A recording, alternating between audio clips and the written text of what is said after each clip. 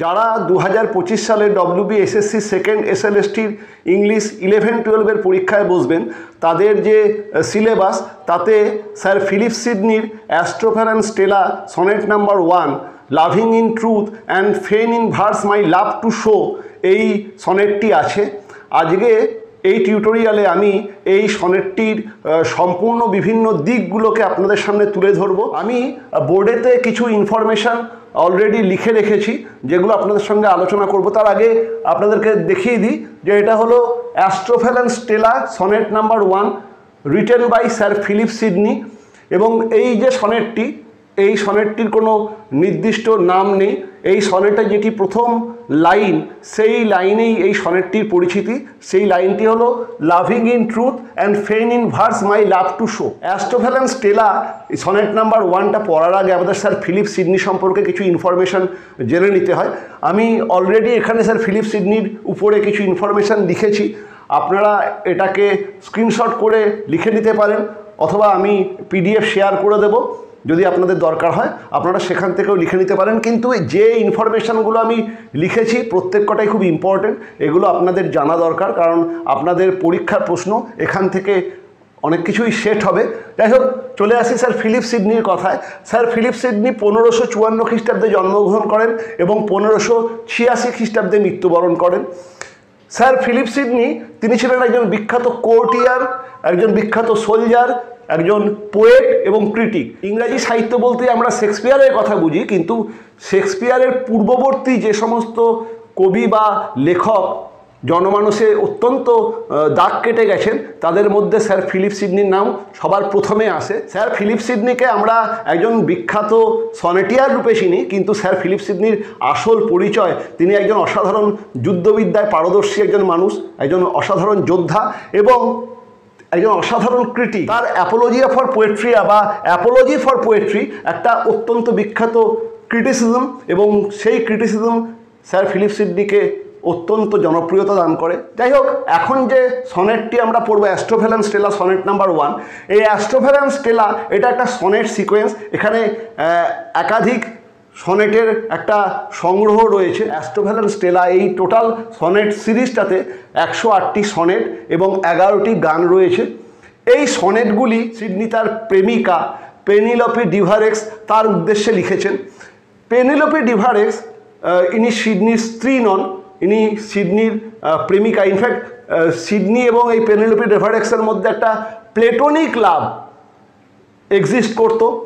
Sydney যখন অল্প বয়সী ছিলেন, সিডনি দেখতেই পাচ্ছেন খুব একটা বেশি দিন তিনি বাঁচেননি। তিনি 1554-তে জন্মেছিলেন এবং 1586 খ্রিস্টাব্দে মারা গেছেন। এবং বলে নেওয়া দরকার যে অ্যাস্ট্রোফেল অ্যান্ড স্টেলা সিরিজ এবং এই অ্যাপোলজিয়া ফর পোয়েট্রিয়া বা অ্যাপোলজি ফর পোয়েট্রি দুটোই তার মৃত্যুর পরে প্রকাশিত হয়। অ্যাস্ট্রোফেল অ্যান্ড স্টেলা প্রকাশিত হয় 1591 খ্রিস্টাব্দে আর সিডনি মারা গেছেন 1586 খ্রিস্টাব্দে। ওকে, অ্যাস্ট্রোফেল অ্যান্ড স্টেলার সনেট নাম্বার 1টা পড়ার আগে আমাদেরকে জানতে হয় who is Astrophel and who is Stella.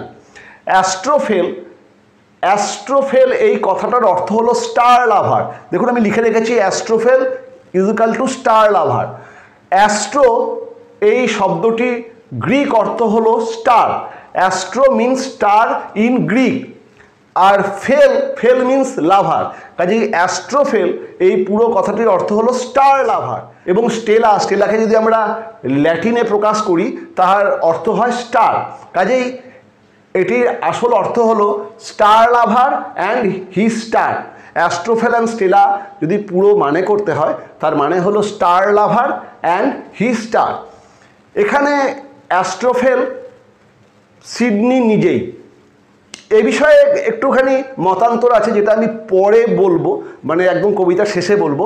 তবে অ্যাস্ট্রোফেল হিসাবে সিডনি নিজেকেই প্রকাশ করেছেন এবং স্টেলা বা তার সেই স্টার যার উদ্দেশ্যে এই অ্যাস্ট্রোফেল এই সমস্ত সনেটগুলোকে লিখছে, সেই স্টেলা আর কেউ না, তিনি হলেন পেনিলপি ডিভারেক্স। পেনিলপি ডিভারেক্স ইনি ছিলেন daughter of the earl of এসেক্সের কন্যা এবং the wife of lord rich, বিখ্যাত ধনকুবের লর্ড রিচের পত্নী। যখন সিডনির অল্প বয়স তখন সিডনির সঙ্গে এই পেনিলপি ডিভারেক্সের একটা বিবাহের কথা হয়, কিন্তু দুই পরিবারেরই কিছু পারিবারিক সমস্যা থাকার কারণে এই বিবাহটা হয়নি। তার আগে ইনফ্যাক্ট সিডনি পেনেলোপি রিভারাক্সকে কোনোদিন দেখেননি, কিন্তু যখন তিনি প্রথম পেনেলোপি রিভারাক্সকে দেখেন, সিডনি ওয়াজ অস্ট্রাক। সিডনি তাকে দেখে স্তম্ভিত হয়ে যান এবং then and there love at first sight সেটা শুরু হয়। সিডনির সঙ্গে পেনেলোপি রিভারাক্সের বিবাহের কথা চলেছিল, কিন্তু সেই বিবাহটা পারিবারিক কারণে হয়নি। সিডনি যখন প্রথমবারের জন্য পেনেলোপি রিভারাক্সকে দেখেন, এই বিবাহ রদ হওয়ার বেশ কিছুদিন পরে, তখন অলরেডি পেনেলোপি রিভারাক্স লর্ড রিচের ওয়াইফ হয়ে গেছেন, কিন্তু তাকে প্রথমবার দেখেই সিডনি ওয়াজ অস্ট্রাক, অ্যাস্ট্রোফেল ওয়াজ অস্ট্রাক। অ্যাস্ট্রোফেল স্টেলাকে দেখে, অর্থাৎ স্টার লাভার তার স্টারকে দেখে অস্ট্রাক হয়ে গেছে, তার কথা আটকে গেছে, তার লাভ অ্যাট ফার্স্ট সাইট, প্রথম দর্শনই প্রেমের জন্ম নিয়েছে। এবং এই যন্ত্রণা যে তিনি ইচ্ছা করলেই তাকে বিবাহ করতে পারতেন, বিবাহটা হয়নি কিন্তু তিনি ইচ্ছা করলেই বিবাহ করতে পারতেন, তার স্টার তার কাছেই থাকতে পারত, এই যন্ত্রণা স্যার ফিলিপ সিডনিকে কুড়ে কুড়ে খেয়েছে। এবং তারপরে স্যার ফিলিপ সিডনির হাত থেকে 108টি সনেট এবং 11টি গানের একটি সিরিজ অ্যাস্ট্রোফেল অ্যান্ড স্টেলা তা তিনি লিখে ফেলেন। এবং সেই সনেটগুলির ছত্রে ছত্রে তার সেই প্রেম, যে প্রেমকে তিনি পাননি, সেই প্রেমের যন্ত্রণা অসাধারণ সুন্দরভাবে বর্ণিত হয়েছে এই অ্যাস্ট্রোফেল অ্যান্ড স্টেলা সিকোয়েন্সে। ওকে, আমাদের আজকে যেটা পড়া সেটা হচ্ছে sonnet number 1, loving in truth and fain in verse my love to show. যাই হোক, যেটা বলছিলাম, পেনিলোপি রিভারাক্সকে সিডনি ভালোবেসেছিলেন এবং তার উদ্দেশ্যে তিনি অ্যাস্ট্রোফেল অ্যান্ড স্টেলা এই সনেট সিরিজটা লেখেন। পরবর্তী ক্ষেত্রে স্যার সিডনির বিবাহ হয় এবং তিনি সুখীই ছিলেন, কিন্তু সেই বিবাহ বেশি দিনের নয়, মাত্র 3 বছর পরেই যুদ্ধক্ষেত্রে তার প্রাণ যায়। এবং তার মৃত্যুর পরে অ্যাস্ট্রোফেল অ্যান্ড স্টেলা এই সনেট সিরিজ এবং অ্যাপোলজি ফর পোয়েট্রি এই ক্রিটিসিজম দুটোই প্রকাশিত হয় এবং রাতারাতি স্যার ফিলিপ সিডনি জনপ্রিয়তা লাভ করেন। যাই হোক, এখানে আরেকটা কথা বলার, যে এই অ্যাস্ট্রোফেল অ্যান্ড স্টেলা এটা হচ্ছে একটা পেট্রার্কান সনেট মডেলকে অনুসরণ করা। সনেট কাকে বলে আমি অলরেডি আপনাদেরকে আগেই জানিয়েছি। সনেট বা চতুর্দশপদী কবিতা, অর্থাৎ যে কবিতা বাংলায় লিখে মাইকেল মধুসূদন অত্যন্ত জনপ্রিয় হয়েছিলেন, সেটা আর কিছুই না, a poem of 14 lines with iambic pentameter with some certain rhyme scheme. Sonnet is a poem of 14 lines with iambic pentameter with a certain rhyme scheme. Sonnet iambic পেন্টামিটারের উপরে লিখিত একটি 14 লাইনের কবিতা এবং তাতে কিছু নির্দিষ্ট রাইম স্কিম বা ছন্দ অলঙ্কারকে ব্যবহার করা হয়। সনেট ফর্মটার জন্ম হয় ইতালিতে, এবং ইতালিতে সনেট ফর্ম জন্ম হওয়ার পরে দান্তে এবং ক্যাভালকান্তির হাত ধরে এবং পরবর্তী ক্ষেত্রে আরেক বিখ্যাত ইটালিয়ান কবি পেট্রার্কের হাত ধরে সনেট সমগ্র বিশ্বে অত্যন্ত জনপ্রিয়তা অর্জন করে। এবং পেট্রার্ক যে মডেলে বা যে ফর্মে সনেট লিখতেন, সেই ফর্মটাকে বেশিরভাগ তৎকালীন কবিরা অনুসরণ করে সনেট লিখতে শুরু করে। আমাদের স্যার ফিলিপ সিডনি তিনিও এই পেট্রার্ককে ফলো করেই সনেট লেখেন। বাট পেট্রার্কান মডেলকে ফলো করে সনেট লিখলেও sir Philip Sidney was very much original. তিনি অত্যন্ত অরিজিনাল ওয়েতে তিনি সনেট লিখেছেন। পেট্রার্কের সঙ্গে তার কোথায় মিল, পেট্রার্কের সঙ্গে তার কোথায় অমিল, সবই আমরা আসবো। পেট্রার্কান সনেটে আমরা দেখি 14 লাইনের মধ্যে দুটো স্ট্যাঞ্জা থাকে। একটা প্রথম 8 লাইন, যাকে আমরা বলি octave, where comes the argument. কোনো একটা নির্দিষ্ট বিষয় সম্পর্কে কবি একটা আর্গুমেন্ট প্রেজেন্ট করেন সেই প্রথম 8 লাইনে, যাকে আমরা বলি অক্টেভ। Octave means 8। এবং শেষের যে 6 লাইন বা সেকেন্ড স্ট্যাঞ্জা, সেখানেতে তাকে আমরা বলি সেস্টেড। সেস্টেড মানে 6, এবং সেখানেতে comes the conclusion. In a Petrarchan sonnet the first 8 line or the octave presents the argument about any particular topic, and the sested part or the last 6 line there comes the conclusion. সেই একই প্যাটার্নটাকেই আমরা দেখছি Sydney follow করছে। এই সনেটটি, অর্থাৎ যে সনেটটি আমরা পড়তে যাচ্ছি, এই সনেটটি রাইম স্কিম হচ্ছে a b a b a b a b c d c d e e. A b a b a b a b c d c d e e আমি লিখে দিয়েছি। এটা শর্ট প্রশ্ন আসতে পারে, in fact এমসিকিউতে এই ধরনের প্রশ্নই আসে। এটা একটা ইম্পর্টেন্ট যে এটা একটা পেট্রার্কান ফর্মকে অনুসরণ করে লেখা হয়েছে, যাতে অক্টেভ এবং সেস্টেটের বিভাজন রয়েছে। এবং আরও একটি ব্যাপার, এর রাইম স্কিম, সেটা হচ্ছে a b a b a b a b c d c d e e. Okay, সিডনির এই সনেটের অক্টেভেতে কী বিষয় রয়েছে? সিডনির এই সনেটের অক্টেভে বা আর্গুমেন্টে আমরা দেখি poet's thought about his love and his efforts to express it. ভালোবাসার সম্পর্কে কবির ধারণা এবং কিভাবে তিনি তার ভালোবাসাকে প্রকাশ করবেন সেটা প্রথম 8 লাইন বা অক্টেভে বলা আছে। অ্যান্ড দ্য সেস্টেড অর্থাৎ নেক্সট 6 লাইন, সেখানে poet's realization about poetry and love. কবির ভালোবাসা এবং কবিতা এই দুটো বিষয় সম্পর্কে তার একটা রিয়েলাইজেশন হচ্ছে, তিনি বুঝতে পারছেন যে কীভাবে ভালোবাসাকে কীভাবে কবিতার মাধ্যমে প্রকাশ করা যায়। এবং এই অক্টেভ এবং সেস্টেট নিয়ে আমরা দেখছি লাভিং ইন ট্রুথ এই সনেটটি লেখা হচ্ছে। অসাধারণ সুন্দর একটি সনেট, চলুন আমরা সেটাকে পড়ি। Loving in truth and feign in verse my love to show that she, dear she, might take some pleasure of my pain. Pleasure might cause her read, reading might make her know, knowledge might pity win, and pity grace obtain.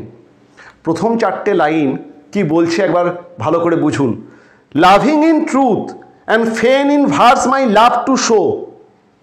আমরা আগেই বলছিলাম যে sir Philip Sydney যখন তার অল্প বয়স, সে সময় তার সঙ্গে পেনেলোপি ডিভারেক্স অর্থাৎ ডটার অফ আর্ল অফ এসেক্সের বিবাহ হওয়ার কথা চলেছিল, কিন্তু বিবাহটা কোনো কারণে হয়নি।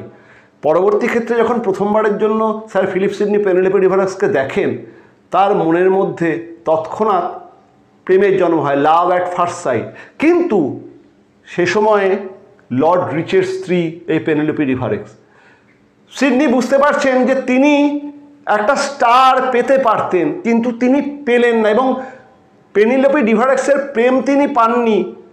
তার যন্ত্রণায় তিনি ছটফট করতে শুরু করেছেন, কারণ স্যার ফিলিপ সিডনি সত্যিই পেনেলোপি ডিভারেক্সের প্রেমে পড়েছিলেন, লাভ অ্যাট ফার্স্ট সাইট। এবং সেই প্রথম প্রেমের যন্ত্রণা, সেই আসল প্রেমের যন্ত্রণা প্রেমিক অ্যাস্ট্রোফেলকে বা প্রেমিক স্যার সিডনিকে যন্ত্রণাবিদ্ধ করেছে। বারবার তার বুক থেকে রক্তক্ষরণ হয়েছে, তিনি অত্যন্ত কষ্ট পেয়েছেন। এবং যখন তিনি তার প্রেমকে প্রকাশ করতে পারছেন না, তখন তিনি স্থির করলেন যে কবিতার মাধ্যমে তিনি তার প্রেমকে প্রকাশ করবেন। এখন পেনেলোপি ডিভারেক্স অন্য একজনের স্ত্রী, তাকে সরাসরি তার প্রেম নিবেদন করা যায় না, তাই তিনি অ্যাস্ট্রোফেলের ছদ্মবেশে তার প্রেম প্রকাশ করতে শুরু করলেন। এবং তিনি বলছেন, loving in truth and fain in verse my love to show. সত্যি ভালোবাসায় আমি পড়েছি এবং আমি আমার ভালোবাসা আমার কবিতার মাধ্যমে তুলে ধরেছি। লাভিং ইন ট্রুথ, আমি এখন যেখানে বাস করছি, আমি সত্যিকারের ভালোবাসায় বাস করছি। আমার মধ্যে ভালোবাসা চলে এসছে, আমি এখন আর সাদামাটা কোনো মানুষ নই, আমার মধ্যে একটা ভালোবাসার জন্ম নিয়েছে। লাভিং ইন ট্রুথ, সত্যি করে বলছি যে আমার ভালোবাসা হয়েছে। And fain in verse my love to show. ফেন, ফেন কথাটার অর্থ হলো লঙ্গিং অর ডিজায়ার। ফেন, ফেন মানে লঙ্গিং, চাহিদা অথবা desire. Loving in truth and fain in verse my love to show. আমি আমার ভালোবাসাকে, আমার এই ভালোবাসার চাহিদাকে আমার কবিতার মাধ্যমে, আমার ভার্সের মাধ্যমে প্রকাশ করতে চাইছি। আমি এখন ভালোবাসাতে পড়েছি এবং আমার এই সত্যি ভালোবাসা আমি আমার কবিতার মাধ্যমে প্রকাশ করতে চাইছি। কেন প্রকাশ করতে চাইছি? কি হবে আমার এই ভালোবাসাটা প্রকাশ করে? আমি যাকে ভালোবাসি সে তো এখন অন্যের স্ত্রী, তাহলে কি হবে এই ভালোবাসা প্রকাশ করে? কারণ আমি চাইছি সেও আমাকে ভালোবাসুক। হয়তো আমাদের মধ্যে আর বিবাহ সম্পন্ন হবে না, কিন্তু প্লেটোনিকভাবে, প্লেটোনিক লাভও যেন তার মধ্যে আমার জন্য আসে। বিবাহটাই ভালোবাসার চরম সার্থকতা নয়।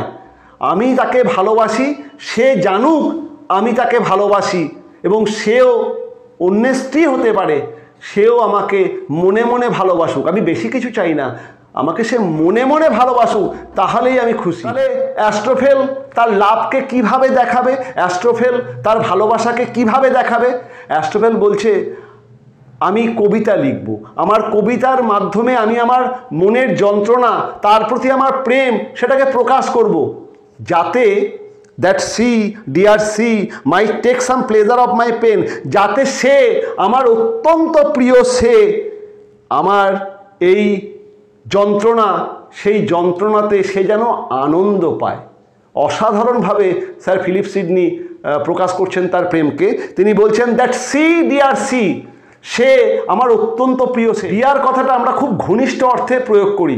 স্যার ফিলিপ সিডনি তার একতরফা প্রেম, এবং তিনি এই পেনিলোপি ডেভারেক্স বা তার স্টেলাকে তিনি অত্যন্ত কাছের বলে মেনে নিচ্ছেন, এবং তিনি বলছেন যে আমি আমার যন্ত্রণাকে, আমার এই কবিতার মাধ্যমে, আমার যে যন্ত্রণা, প্রেমে পড়ে আমার যে পাগল পাড়া অবস্থা, যে যন্ত্রণা, সেটা আমি আমার কবিতার মাধ্যমে প্রকাশ করব। আমার এই যন্ত্রণাদীর্ণ কবিতাগুলোকে পড়ে সে যেন আনন্দ পায়। কেন? কারণ যদি সে আনন্দ পায় তবেই সে পরবর্তী কবিতা পড়বে, এবং সে তার প্রতি আমার যে প্রেম, সেটার সম্পর্কে ধীরে ধীরে বিভিন্ন তথ্য পাবে। সে ধীরে ধীরে জানতে পারবে যে তাকে আমি সত্যিই ভালোবেসেছি। এই যে পেনটা এখানে দুটো অর্থে ব্যবহার হয়। পেন হচ্ছে lover's pain for his beloved, lover's pain for his beloved. আর একটা পেন হচ্ছে a poet's pain for his creation.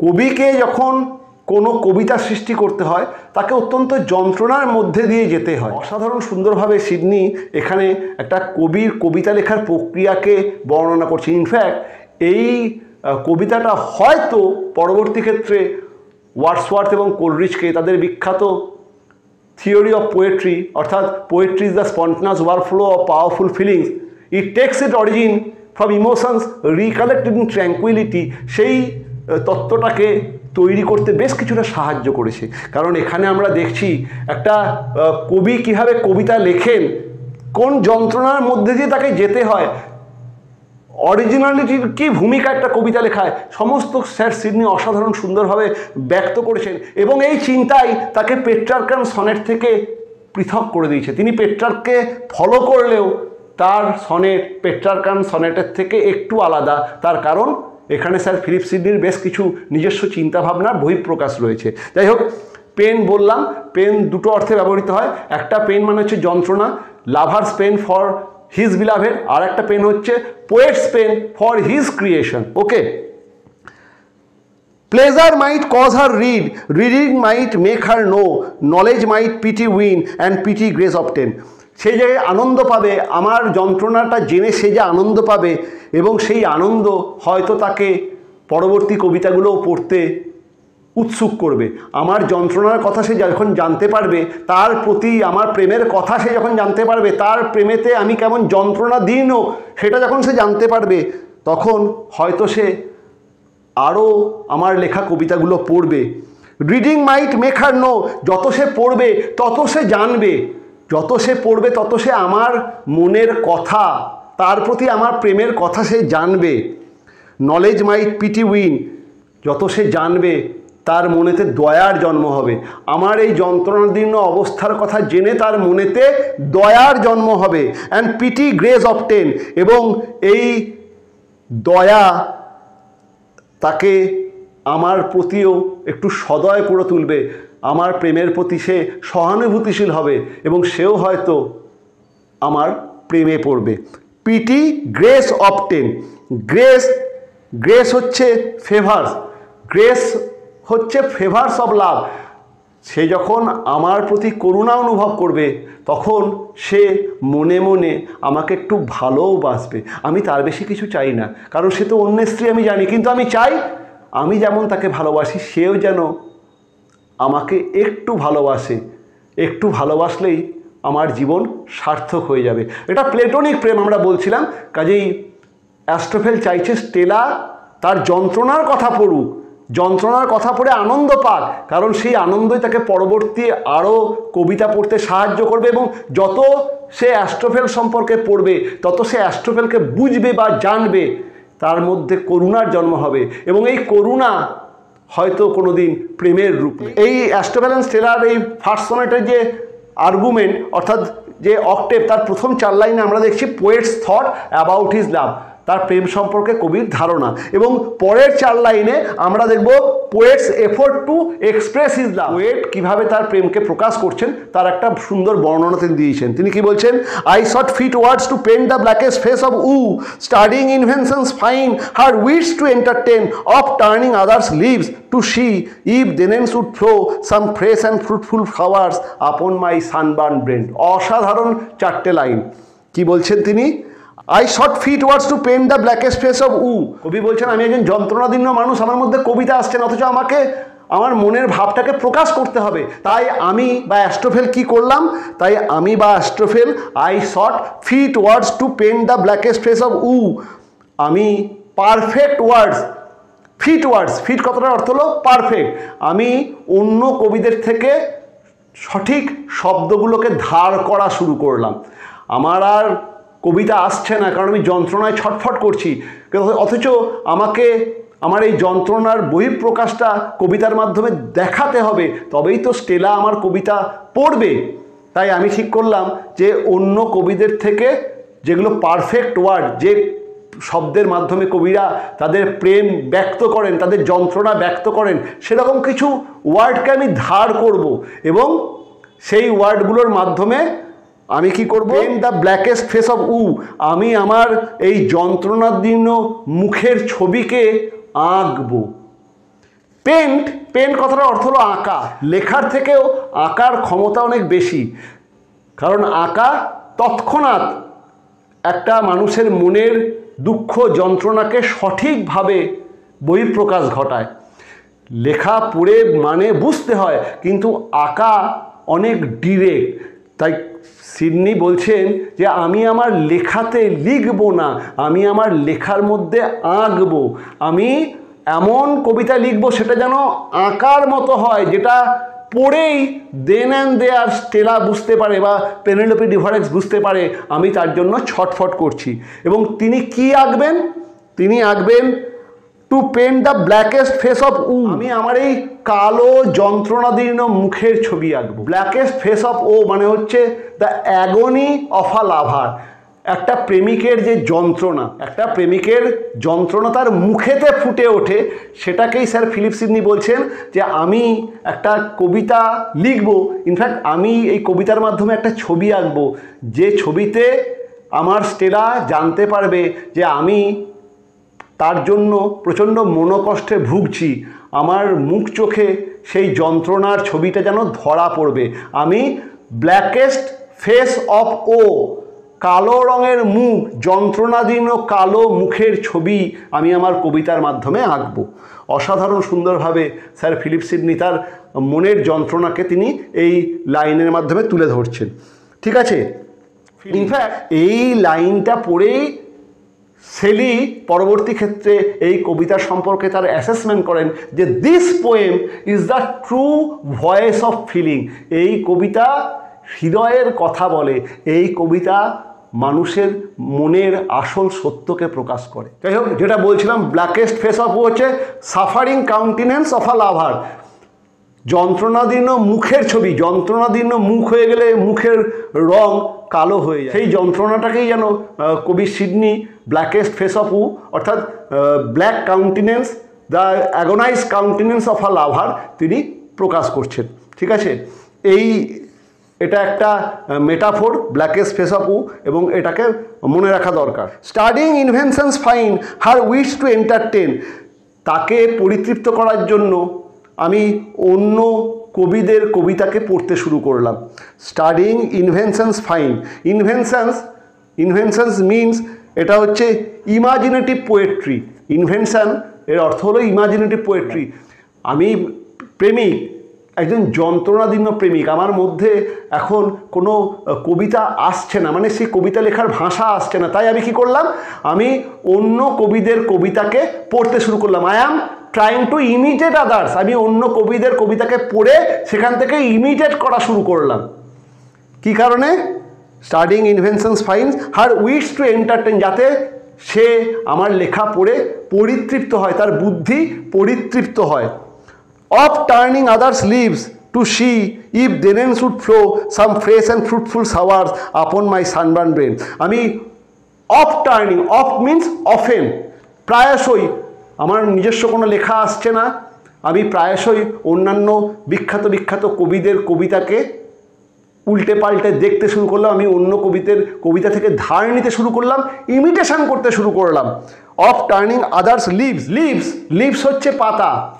অন্যান্য বিখ্যাত কবিরা যে সমস্ত কবিতা লিখে গেছেন আমি তাদের পাতাগুলো উল্টাতে শুরু করলাম। বিভিন্ন কবিরা বিভিন্নভাবে তাদের হৃদয়ের কথা বলেছেন, যদি আমার হৃদয়ের কথা কোনো কবির কথার সঙ্গে মিলে যায় আমি সেই কথাগুলোকে খুঁজতে শুরু করলাম। To see if then should flow some fresh and fruitful showers upon my sunburn brain.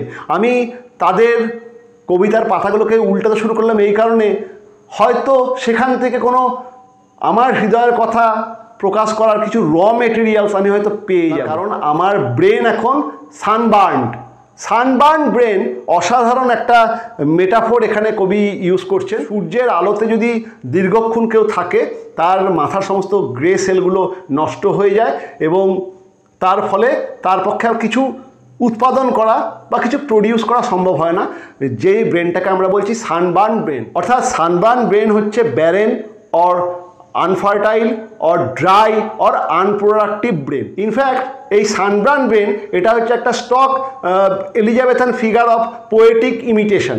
Sunburn brain এই কথাটা আমরা এলিজাবেথান বিভিন্ন কবিতাতে হামেশাই দেখি না। থমাস উইলসনের আর্ট অফ রেটোরিক তাতেই সানবার্ন ব্রেনের প্রথম রেফারেন্স পাওয়া যায়। ব্রেন হচ্ছে একটা ব্যারেন বা ইনফার্টাইল ব্রেন যার পক্ষে আর নতুন করে কিছু সৃষ্টি করা সম্ভব না। মানে পার্চ ভেজিটেশন রিকোয়ার্স নারিশমেন্ট, যে সমস্ত সূর্যের আলোতে দগ্ধ গাছপালাগুলো নারিশমেন্টের তাদের প্রয়োজন হয়, ঠিক তেমনি যে কবির ব্রেন সানবার্ন হয়ে গেছে, যার ব্রেনেতে মানে এরকম বিভিন্ন প্রেমের যন্ত্রণাতে যাদের ব্রেন ড্রাই হয়ে গেছে তাদেরকে এখন অন্যের কাছ থেকে লেখা ধার করতে হবে, তবেই সে তার অনুভূতি প্রকাশ করতে পারবে। তাই জন্য আমরা দেখছি স্যার ফিলিপ সিডনি বলছেন যে of turning others leaves to see if then should flow some fresh and fruitful showers upon my sunburn brain. এই ভালোবাসার যন্ত্রণা আমাকে ব্যারেন করে দিয়েছে। আমার মধ্যে যে ক্রিয়েটিভিটি ছিল, আমার মধ্যে যে প্রোডাক্টিভিটি ছিল, সব আমার নষ্ট হয়ে গেছে। এখন আমার প্রেমের যন্ত্রণাকে প্রকাশ করার জন্য আমাকে অন্যান্য বিখ্যাত কবিদের কবিতাতে আশ্রয় নিতে হচ্ছে এবং আমি তন্ন করে তাদের কবিতার মধ্যে খুঁজে বেড়াচ্ছি যে কি এক্সপ্রেশন আমার প্রেমটাকে সঠিকভাবে প্রকাশ করতে পারে।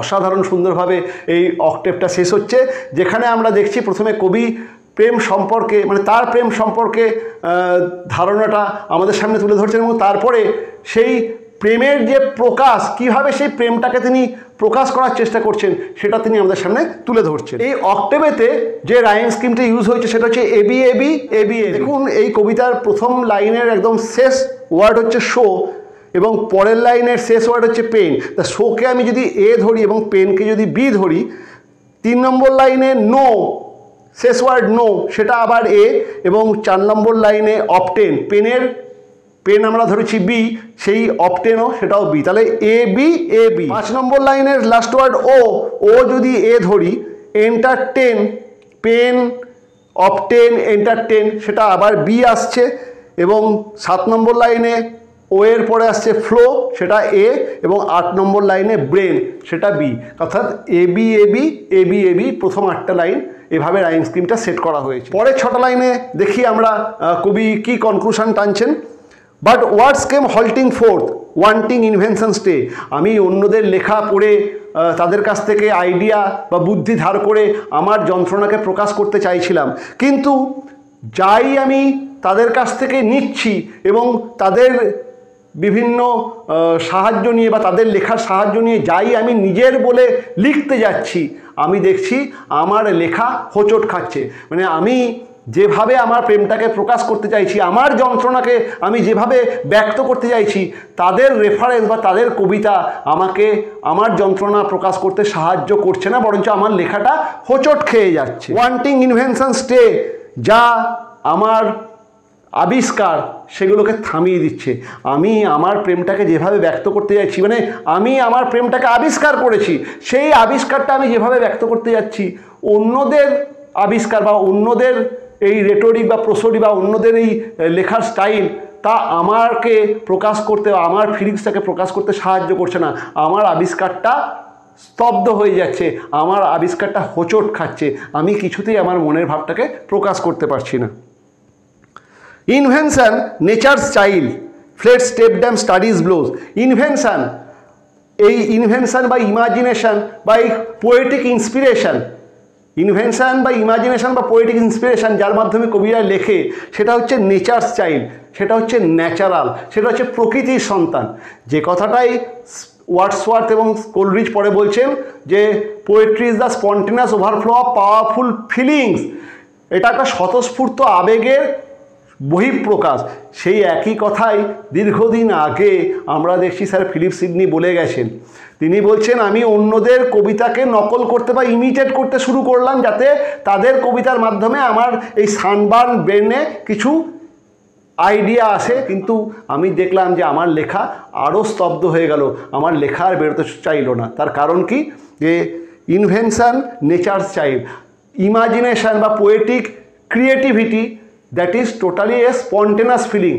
A poet's creativity is all his own.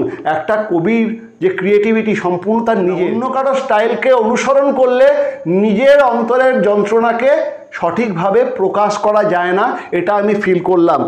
Invention nature's child, imagination বা পোয়েটিক অ্যাক্টিভিটি বা poetic creation is the product of স্পন্টেনিটি, is the product of a man's true feelings.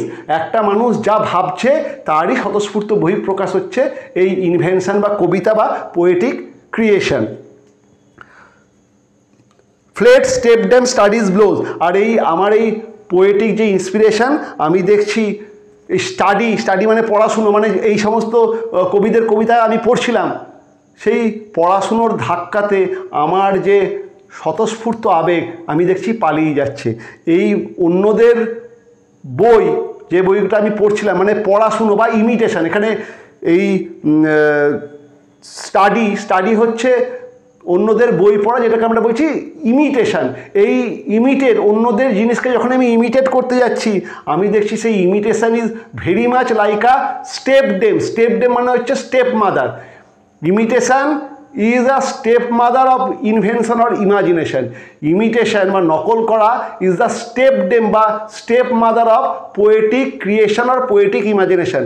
একটা কবি যখন কিছু সৃষ্টি করতে যায় তার নিজস্ব একটা পোয়েটিক ক্রিয়েশন বা পোয়েটিক ইনভেনশন লাগে, কিন্তু এই স্টাডি অর্থাৎ অন্যদের যে বইগুলো আমি পড়ছি, মানে অন্যদেরকে আমি ইমিটেট বা কপি করছি, সেই কপি জিনিসটা আর কিছুই না, সেটা হচ্ছে একটা স্টেপডেম, একটা স্টেপ মাদার, যে আমার যে অন্তর্লীন যে আবেগ সেটাকে সে তাড়িয়ে দিচ্ছে। এখানে একটা অসাধারণ মেটাফোর ইউজ করা হচ্ছে যে ইনভেনশন, যা নেচার স্টাইল বা প্রকৃতিদত্ত একটা প্রতিভা, সেটা আমরা দেখছি স্টাডি বা ইমিটেট করলে সেই স্টাডি বা ইমিটেশনের ধাক্কাতে, ইমিটেশন যেন একটা স্টেপ মাদার, তারা খেয়ে আমরা দেখছি পোয়েটিক ক্রিয়েশন বা পোয়েটিক ইমাজিনেশন পালিয়ে যাচ্ছে। And others fit still seemed but strangers in my way. এবং অন্যদের লেখনী আমার কাছে সম্পূর্ণ অচিন লাগছে। অন্যদের যে লেখাগুলোকে আমি কপি করছিলাম, আমি দেখছি আমার যে ইমোশান সেটাকে প্রকাশ করতে অন্যদের লেখা কপি করলে আমার ইমোশানটা খুব অদ্ভুত লাগছে। আমি যেটাকে প্রকাশ করতে চাইছি সেটা তো প্রকাশ হচ্ছেই না, একটা অদ্ভুত লেখা আমি প্রডিউস করছি। এই ফিটকে প্যারানোমোসিয়া বা পান, সেই পানেতে ব্যবহার করা হয়েছে। পান মানে হচ্ছে একটা চিমটি, হালকা মৃদু চিমটি। এই ফিটকে দুটো অর্থে ব্যবহার করা হয়েছে। ফিটের একটা অর্থ হচ্ছে the path trodden by many eminent poets, যে পথটা অনেক বিখ্যাত কবি সেই পথ ধরে এগিয়ে গেছেন। আর একটা ফিটের অর্থ হচ্ছে মেট্রিক্যাল প্যাটার্ন। সেই ফিটটা বা সেই মেট্রিক্যাল প্যাটার্ন, মানে অন্য কবিদের মেট্রিক্যাল প্যাটার্ন যদি আমি অনুসরণ করি, আমার কবিতা বা আমার অনুভূতির সঠিক প্রকাশ হবে না। And others fit still seemed but strangers in my way. যখনই আমি অন্যদের কপি করতে যাইছি, অন্যদেরকে ইমিটেট করতে যাইছি, আমার লেখা সম্পূর্ণ অচেনা ঠেকছে। Thus great with child to speak and helpless in my throes, biting my true and pain, beating myself for spite, fool said my muse to me look in thy heart and write thus great with child to speak. তা আমার ভেতরে এখন অনেক কথা, আমি অনেক কথা বলতে চাই, আমি যেন একজন pregnant woman. Great with child to speak, আমার ভেতরে যেন একটা বাচ্চার জন্ম হয়েছে। আমি মানে অনেক কথা এখন আমার পেটের মধ্যে, মনের মধ্যে জমেছে, অনেক যন্ত্রণা আমার মনের মধ্যে জমেছে, যেন আমার ভেতরে একটা সন্তানের জন্ম হয়েছে এবং সেই সন্তানটা পৃথিবীর বুকে বেরিয়ে আসতে চাইছে। আমার ভেতরে অনেক যন্ত্রণা জন্ম হয়েছে এবং সেই যন্ত্রণা এখন কবিতার আকারে বেরিয়ে আসতে চাইছে। Das great with child to speak, এই যে চাইল্ড টু স্পিক মানে এটা একটা প্রেগনেন্সির কথা বলে, যে আমার ভেতরেতে অনেক যন্ত্রণা জমে আমি ফুললি লোডেড, আমার ভেতরে যেন একটা শিশুর জন্ম হয়েছে, যে শিশুটা এখন মাতৃগর্ভ থেকে বেরিয়ে আসতে চাইছে। একটা কবিতার জন্ম হচ্ছে, যে কবিতাটা বেরিয়ে আসতে চাইছে, আমার একটা অনুভূতির জন্ম হচ্ছে, যে অনুভূতিটা বেরিয়ে আসতে চাইছে। And helpless in my throat, এবং সেই যে বাচ্চাটা বেরিয়ে আসতে চাইছে সে একটা অত্যন্ত যন্ত্রণা আমায় দিচ্ছে। ঠিক যেন আমি একটা বার্থ প্যাংস, থ্রোস কথাটার অর্থ হলো বার্থ প্যাংস, আমি একটা বার্থ প্যাংস বা প্রসব যন্ত্রণা অনুভব করছি। Biting my truant pen, beating myself for spite, এবং আমি দেখছি আমার পেন, সেই পেনটা আমার কথা শুনছে না। টুয়ান পেনটা একটা মেটাফোর। টুয়ান পেন কথাটার অর্থ হলো a pen which is not willing to cooperate, যে পেন সে কবির সঙ্গে কোঅপারেট করতে চাইছে না। ট্রুয়ান কথাটার অর্থ হলো সেই দস্যি ছেলে যে স্কুল যেতে চায় না। Truant is a child who is unwilling to go to school, এবং truant pen is a metaphor use for the unwillingness of a pen to cooperate with his creator. আমি যখন অন্যের কাছ থেকে মেটেরিয়ালস ধার করে বা অন্যের টেকনিক ধার করে কিছু লিখতে চাইছি, আমার এই যন্ত্রণাদীর্ণ মনকে প্রকাশ করতে চাইছি, আমি দেখছি আমার পেন আমাকে সাহায্য করছে না, আমার পেন কিছুতেই আমার হৃদয়ের কথাকে প্রকাশ করছে না। And beating myself for spite, আমাকে সে কী করছে, আমাকে সে অপমান করছে, আমি কিছুতেই আমার মনের কথা আমার পেনের মাধ্যমে প্রকাশ করতে পারছি না।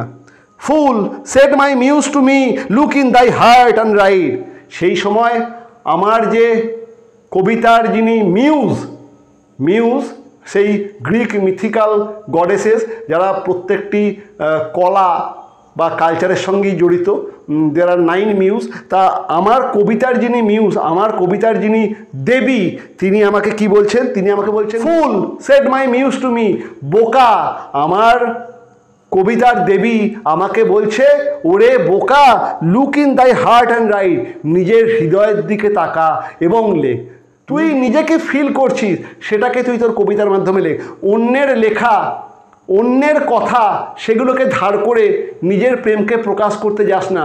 সেই কবিতা কেউ পড়বে না, তোর পেনিলোপি ডেভারেক্স তো পড়বেই না। কিভাবে তুই তোর এই যন্ত্রণাকে পেনিলোপি ডেভারেক্সকে পড়াবি? তুই নিজের হৃদয়ের দিকে তাকা, যে যন্ত্রণাটা তুই ফিল করছিস সেই কথাটাকেই তুই তোর লেখনীর মাধ্যমে প্রকাশ কর, অন্য কারোর অনুকরণ করিস না। Imitation is actually A hindrance of poetic imagination. Imitate করতে যাস না, নকল করতে যাস না। নকল জিনিসটা পোয়েটিক ক্রিয়েশনের একটা প্রতিবন্ধকতা। আমার মিউজ আমাকে বলছে look in thy heart and write, নিজের হৃদয়ের দিকে তাকা এবং লেখ। তাহলে এখানে যে কবির যে মিউজ, তিনি বলতে চাইছেন যে every love must find its own idioms, every love must find its own expression, or every love must find its own idioms. প্রত্যেকটি ভালোবাসাকেই তার নিজের প্রকাশভঙ্গি সেটাকে খুঁজে পেতে হয়। একটি মানুষের ভালোবাসার সঙ্গে অন্য মানুষের ভালোবাসা যেহেতু কোনো মিল নেই, এক মানুষের অনুভূতির সঙ্গে অন্য মানুষের অনুভূতির যেহেতু কোনো মিল নেই, তেমনি প্রত্যেকটি কবিতায়, প্রত্যেকটি ভালোবাসার কবিতায় সেই কবির নিজস্ব চিন্তনের প্রতীক, তার সঙ্গে অন্য কারোর কখনোই মিল হতে পারে না। So the muse said look in thy heart and write, নিজের হৃদয়ের দিকে তাকা এবং লেখ। অসাধারণ সুন্দরভাবে এই কনক্লুশনটা সিডনি এখানে ড্র করছেন। কাজেই অ্যাস্ট্রোফেল অ্যান্ড স্টেলা এই সনেটের যে sonnet number 1 loving in truth and fain in verse my love to show, এর মাধ্যমে যেমন আমরা দেখছি অ্যাস্ট্রোফেল তার প্রেমিকা স্টেলার প্রতি তার প্রেমকে নিবেদন করছেন, সে একই সঙ্গে আমরা দেখছি সিডনি পোয়েটিক ক্রিয়েশন কিভাবে হয়, how to create a poetry, কীভাবে সঠিক কবিতার জন্ম হয় তাও তিনি বর্ণনা করছেন। ইনফ্যাক্ট এই কবিতা যেন পরবর্তী ক্ষেত্রে ওয়ার্ডসওয়ার্থ এবং কোলরিজকে তাদের থিওরি অফ পোয়েট্রি সেটাকে রচনা করতে সাহায্য করছে, যে poetry is the product of spontaneous creativity, poetry is the spontaneous overflow of powerful feeling. Sidney যেন সেটাই বলছেন যে poetry is the product of one's own imagination, poetry is not imitation, poetry is the product of one's own personal emotions and one's own original imagination. Poetry is not an imitation, poetry কোনো imitation না, poetry হচ্ছে স্পন্টেনাস ফিলিংসের একটা স্বতঃস্ফূর্ত বহিঃপ্রকাশ। অসাধারণ সুন্দরভাবে এই সনেটটাকে Sydney লিখছেন। পেট্রার্কান সনেটে পেট্রার্ক একাধিক জায়গায় বিভিন্ন বিখ্যাত কবিদের কবিতার রেফারেন্স দিয়েছেন এবং সেই রেফারেন্সকে অনুসরণের কথা বলেছেন। But Sydney is very much original. Sydney কিন্তু এই ইমিটেশন বা নকল করা বা অন্য কারোর কবিতার থেকে ধার করা তার সম্পূর্ণ বিরোধিতা করছেন এবং তার মতে প্রত্যেকটি মানুষের আবেগ স্বতন্ত্র এবং তার আবেগের সঠিক বহিঃপ্রকাশ একমাত্র সেই করতে পারে। কোনো কবির ইমিটেশন করলে সে সঠিকভাবে নিজের আবেগকে বহিঃপ্রকাশ করতে পারবে এবং এই জন্য আমরা দেখছি সিডনি পেট্রার্কের মডেলকে অনেকাংশে অনুসরণ করছেন, কিন্তু তিনি এই রাইম স্কিম বা যে থিম, এই যে সম্পূর্ণ অরিজিনাল থিম, এখানে তিনি পেট্রার্কের থেকে ডিভিয়েট করে যাচ্ছেন। আরও একটা কথা বলার, অনেকেই বলেন যে Astrophel is nothing but Sidney himself, Astrophel আর কেউ না, সিডনি নিজেই।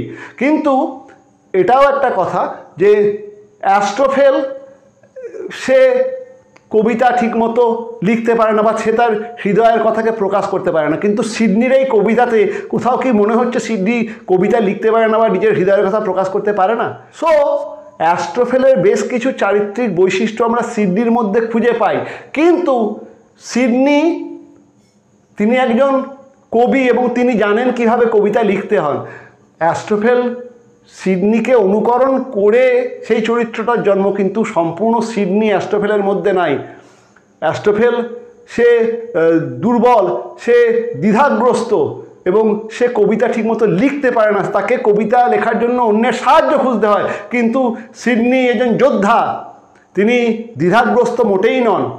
তিনি প্রেমে পড়েছেন কিন্তু তিনি দ্বিধাগ্রস্ত নন এবং তিনি জানেন যে নকল করে কোনো কিছু অ্যাচিভ করা যায় না। কাজেই অ্যাস্ট্রোফেল অ্যান্ড স্টেলার, অ্যাস্ট্রোফেলকে অনেকে যদিও বলেন যে এটি সিডনিরই কার্বন কপি, অ্যাকচুয়ালি সিডনির বেশ কিছু চারিত্রিক বৈশিষ্ট্য অ্যাস্ট্রোফেলের মধ্যে রয়েছে, কিন্তু অ্যাস্ট্রোফেল সিডনির একটা ইমাজিনেটিভ ক্যারেক্টার। অ্যাস্ট্রোফেলকে সিডনি তৈরি করেছেন, সিডনি আর অ্যাস্ট্রোফেল দুজনেই সমান না, এটাকেও মনে রাখার। ওকে, তাহলে এই হলো অ্যাস্ট্রোফেল অ্যান্ড স্টেলার সনেট নাম্বার 1। আমি কবিতাটা যেভাবে পড়ানো দরকার পড়িয়ে দিলাম।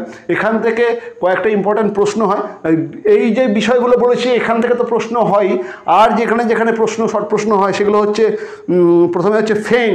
ফেন কথাটার অর্থ কী এটা আমরা দেখছি। ফেন কথাটার অর্থ হচ্ছে লঙ্গিং ফর লাভ বা ডিজায়ার ফর লাভ, এটা একটা শর্ট প্রশ্ন আসে। She dear she, whose dear she, দুটোই হচ্ছে পেনেলোপে ডিভারেন্স বা স্টেলা। এবং ডিয়ার সি, ডিয়ার কথাটার অর্থ হলো ডিয়ার টু মাই হার্ট, আমার হৃদয়ের খুব কাছে, মানে খুব ঘনিষ্ঠ। আচ্ছা, পেনের আমি আমরা বলেছি দুটো রেফারেন্স রয়েছে। পেন হচ্ছে পেন ফর লাভ, ভালোবাসার যন্ত্রণা, আর পেন হচ্ছে পেন ফর ক্রিয়েটিভিটি, কোনো জিনিসটা তৈরি করার জন্য বা সৃষ্টি করার জন্য যে যন্ত্রণা হয়, পেনকে দুটো অর্থেই ব্যবহার করা হয়েছে। ঠিক আছে, pity grace obtain, grace obtain মানে হচ্ছে এই যে গ্রেস অফ টেন মানে ফেভার্স অফ লাভ, যে এই সমস্ত পিটি বা করুণা তার মধ্যেও প্রেমের জন্ম দেবে এবং সে আমার কথাকে সে মনে করবে এবং আমারও প্রেমে সে পড়বে, যদিও প্লেটোনিক প্রেম, কিন্তু আমার প্রেমে সে পড়বে, এটা কিন্তু একটা শর্ট প্রশ্ন আসে। ঠিক আছে, ফিট ওয়ার্ডস হচ্ছে পারফেক্ট ওয়ার্ডস, এটা একটা শর্ট প্রশ্ন আসে। ব্ল্যাকেস্ট ফেস অফ ও, এটা খুব ইম্পর্টেন্ট, এটা হচ্ছে the suffering countenance of a lover, the suffering black countenance of a lover, একটা যন্ত্রণাদীন হৃদয়ের কালো রঙের মুখ, সেটাই ব্ল্যাকেস্ট ফেস অফ ও এর মাধ্যমে প্রকাশ করা হচ্ছে। ওকে, ইনভেনশন যেটা আমরা বললাম ইমাজিনেশন, আর অফ টার্নিং আদার্স লিভস মানে আদার পোয়েটস ক্রিয়েশন, অন্য কবিদের কবিতার পাতা সেটাকে দেখা বা অন্য কবিদের বই খুলে বিভিন্ন রকম রেটরিক প্রসরিকে ফলো করা, সেটা হচ্ছে আদার্স লিভস। ওকে, সানবার্ন ব্রেন, এটা খুব ইম্পর্ট্যান্ট। সানবার্ন ব্রেন নিয়ে আমরা আলোচনা করেছি যে এটা একটা স্টক ভিক্টোরিয়ান ফিগারের কথা বলা হয়, যে দীর্ঘক্ষণ রোদে থাকলে ব্রেনের গ্রে ম্যাটারগুলো আনফার্টাইল, আনপ্রোডাক্টিভ বা ব্যারেন হয়ে যায়। এবং এটা থমাস উইলসনের আর্ট অফ রেটরিকে এই কথাটা প্রথম ব্যবহার পাওয়া যায়, যে এটা হচ্ছে যে পার্চ vegetation needs nourishment, so পার্চ brain needs nourishment from others writing. অন্যদের কাছ থেকে কিছু মেটেরিয়ালস নিয়ে ব্রেনেতে খাদ্য দেওয়া। ওকে, ইনভেনশন, ইনভেনশন কথার অর্থ হলো ক্রিয়েশন, মানে অরিজিনাল ক্রিয়েশনটাকে আমরা বলছি ইনভেনশন। কিছু আবিষ্কার করা মানে হচ্ছে অরিজিনাল যে creation, that is called invention. Nature child, প্রকৃতির সন্তান, মানে ন্যাচারাল কোয়ালিটি। ইনভেনশন স্বতঃস্ফূর্ত বা প্রকৃতি প্রদত্তভাবেই একটা মানুষের মধ্যে আসে। স্টেপডেম, স্টেপডেম মানে হচ্ছে স্টেপ মাদার, আর স্টাডিকে স্টেপ মাদার বলা হচ্ছে কার? ইনভেনশনে। ইনভেনশন বা ক্রিয়েশন মানে imaginative creation, imaginative original creation, তার স্টেপডেম হচ্ছে স্টাডি। বলা হচ্ছে সৃষ্টি করা বা ইনভেনশন বা আবিষ্কার করার বিমাতা, মানে মানুষ পড়ে নকল করে, পড়া মানে হচ্ছে নকল করা, আর ইনভেনশন হচ্ছে অরিজিনাল যে ফিলিংস তারই বহিঃপ্রকাশ। ওকে, ফিট, ফিটের দুটো অর্থ আমরা বললাম, একটা হচ্ছে a path trodden by many poets, একটা পথ যেটা বিভিন্ন বিখ্যাত লোকেরা, বিখ্যাত কবিরা ফলো করেছেন, আর একটা ফিট হচ্ছে মেট্রিক্যাল প্যাটার্ন। ওকে, আচ্ছা, একটা হচ্ছে great with child to speak and helpless in my throws, এটা হচ্ছে যেন একটা বার্থ প্যাঙের কথা বলা হচ্ছে। এই চাইল্ডটা যেন আর কেউ না, সে একটা আবেগ, কবির মধ্যে একটা প্রেগনেন্সির জন্ম দিয়েছে, কবির মধ্যে একটা যেন একটা বাচ্চার জন্ম হয়েছে, সেই আবেগটা যেন বাচ্চার সঙ্গে তাকে তুলনা করা হয়েছে, এবং সে এখন ভেতরে ছটফট করছে, কবিকে যন্ত্রণা দিচ্ছে, যেন বার্থ প্যাঙে কবি ভুগছে, এবং যখন কবি কবিতাটা সৃষ্টি করতে পারবে তখন তার এই বার্থ প্যাংটা কেটে যাবে। ওকে, ফুল সেড মাই মিউজ, মিউজ হচ্ছে আমরা আগেই বললাম যে গড অফ পোয়েট্রি, এখানে গড অফ পোয়েট্রি মিউজ, এবং সে কবিকে কী বলছে? সে কবিকে বলছে বোকা। কেন বোকা বলছে? মানে কবি অন্যদের কবিতা, অন্যদের এক্সপ্রেশন, সেটাকে ধার করে নিজের এক্সপ্রেশনকে প্রকাশ করতে চাইছে, সেখানে মিউজ বলছে ওরে বোকা, অন্যদের জিনিস নকল করে কখনোই নিজের এক্সপ্রেশন বা নিজের ইমোশনকে প্রকাশ করা যায় না। Each and every emotion must have its own idiom. প্রত্যেকটি ইমোশন বা প্রত্যেকটি ক্রিয়েশনের নিজস্ব ভাষা থাকে, অন্যের ভাষা বা অন্যের স্টাইলকে নকল করে কখনোই নিজের ইমোশনকে প্রকাশ করা যায় না। তাই এইগুলো শর্ট প্রশ্ন আসে, আমি সেই শর্ট প্রশ্নগুলো আলোচনা করে দিলাম, আর বাকি যা মেটেরিয়ালস আমি এটা একটা স্ক্রিনশট আপনাদেরকে প্রোভাইড করব, ভালো করে কবিতাটা দেখে নেবেন। এখান থেকে কিন্তু অনেক কটা শর্ট প্রশ্ন হয়। ওকে, এবং এটা কোয়েশ্চেন সেটারদের খুব পছন্দের টপিক। আমার পড়ানো কেমন লাগছে বা এই ভিডিওগুলোতে আপনাদের কোনো উপকার হচ্ছে কি না কাইন্ডলি আমাকে জানাবেন। আর যারা যারা এখনও confident English with Partha sir এই এডুকেশনাল চ্যানেলটাকে সাবস্ক্রাইব করেননি, সাবস্ক্রাইব করে নেবেন। আমি চেষ্টা করছি যতগুলো সম্ভব টপিক আপনাদেরকে পড়িয়ে দিতে, আপনাদের পাশে থাকতে। কেমন লাগছে, আপনাদের উপকার হচ্ছে কিনা অবশ্যই জানিয়ে। ওকে, আর যদি কোনো সাজেশান থাকে, আপনাদের পড়ারও যদি কোনো বিশেষ বিষয়ে চাহিদা থাকে, সেটাও জানাতে পারেন। আমি চেষ্টা করব যতটা সম্ভব এই সমস্ত জিনিসগুলোকে কভার করে দিতে।